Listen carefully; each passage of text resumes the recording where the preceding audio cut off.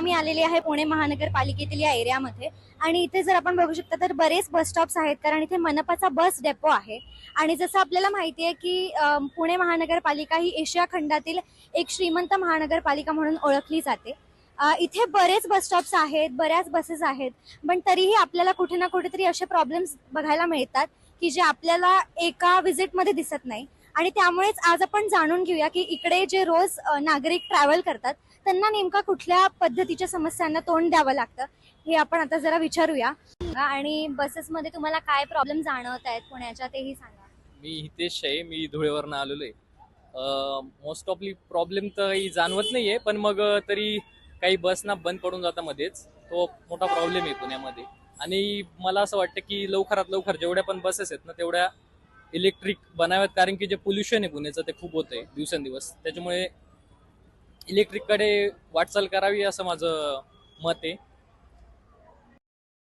शहरातील बऱ्याच जुन्या बसेस रस्त्याच्या मध्यभागीच बंद पडतात, कारण त्यांची नीट देखभाल झालेली नाहीये.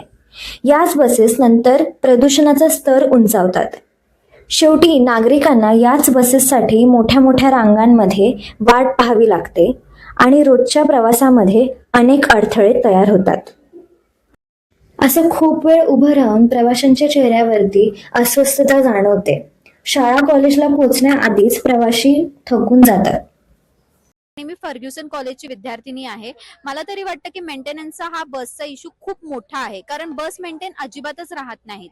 मला असं वाटतं की जर महानगरपालिका, पुणे महानगरपालिका इतकी प्रचंड मोठी आहे आणि खूप श्रीमंत आहे, तर त्यांना त्यांच्या मेंटेनन्सवर खूप लक्ष द्यायला हवं. आणि मला असं वाटतं की जेव्हा पण जुन्या बसेस येतात किंवा त्या मेंटेन नसतात तर त्याच्यावर बसायची पण इच्छा होत नाही माणसांना.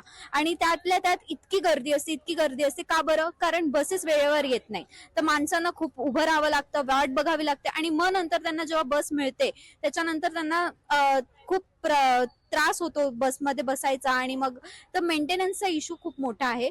तर मला असं वाटतं की त्याच्यावर त्यांनी काम करायला हवं. पुण्यातील अनेक प्रवाशांना रोजचा अनुभव असा आहे की बस वेळेवर येत नाही.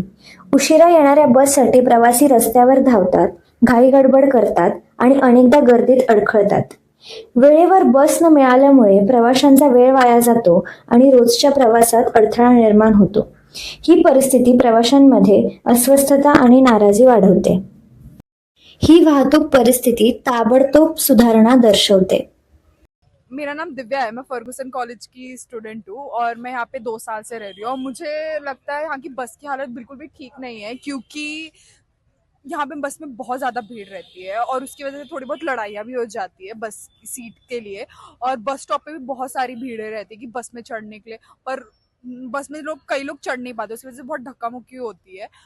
और क्या कहते हैं, बस यहाँ पे टाइम पे भी नहीं आती है, कि कभी कभी लेट हो जाती है. जो टाइम गूगल मैप पे दिखा रहा है कि इस टाइम पे आएगी बस, उस टाइम पे तो कभी भी नहीं आती है, बहुत लेट हो जाती है. उसकी वजह से लेट हो जाता है कॉलेजेस के लिए और ऑफिस के लिए लोगों को. तो मुझे लगता है कि सब ठीक करना चाहिए उन लोगों को. और एसी बसेज है जिसमें बहुत सफोकेशन होता है, मुझे लगता है वो भी थोड़ा ठीक करना चाहिए. ना तो ज्यादा लोग एसी बस इसलिए यूज करते भी नहीं, कि बहुत सफोकेशन हो जाता है, बहुत लोगों को प्रॉब्लम भी होती है. हे आपण बऱ्याच विद्यार्थ्यांशी आणि नागरिकांशी संवाद साधल्यावरती आपल्याला कळलं की ते नेमक्या कुठल्या समस्यांना रोज तोंड देतात बसनी प्रवास करताना. आपण इथे फक्त एक इच्छा अशी व्यक्त करू शकतो, ती म्हणजे की पुणे महानगरपालिकेने या सगळ्या समस्यांची नोंद घ्यावी आणि लवकरात लवकर त्याच्यावरती काम सुरू करावं. कॅमेरामन संतोषी रोकडेसह मी किमया शिंदे, न्यूज 8. शहरातील प्रवाशांना सुविधा देणे ही पुणे महानगरपालिकेची जबाबदारी आहे. बस सेवा वेळेवर आणि सुरक्षित होण्यासाठी तसेच प्रदूषण कमी करण्यासाठी महानगरपालिकेने त्वरित उपाययोजना करणे आवश्यक आहे. शहरातील प्रवासी आणि विद्यार्थी यांची ही अपेक्षा आहे की महानगरपालिकेने ही समस्या लक्षात घेऊन योग्य ती कार्यवाही करावी.